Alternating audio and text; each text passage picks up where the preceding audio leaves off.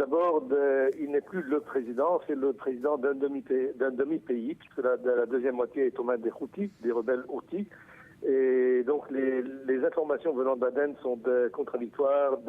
On a vu le président prendre un hélicoptère, d'autres informations parlent qu'il est toujours sur place.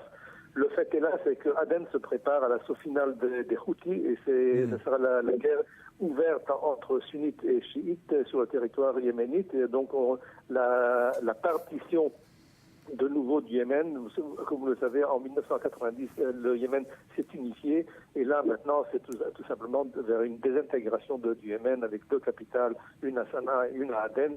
On verra comment les choses vont avancer, mais certainement nous sommes devant un assaut final, je dirais, des Houthis sur l'enclave d'Aden. Et comment est-ce que vous voyez l'issue de cet assaut ?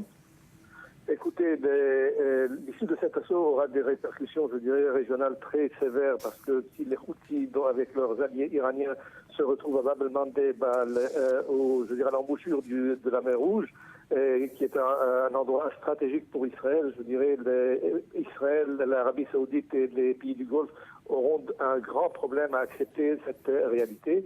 Et déjà, on entend le bruit des épées et des bottes saoudiennes et des pays du Golfe qui vont certainement intervenir. Je vous rappelle, de 2006 à 2010, il y avait eu une guerre intermittente entre l'Arabie Saoudite et le Yémen en territoire houthi.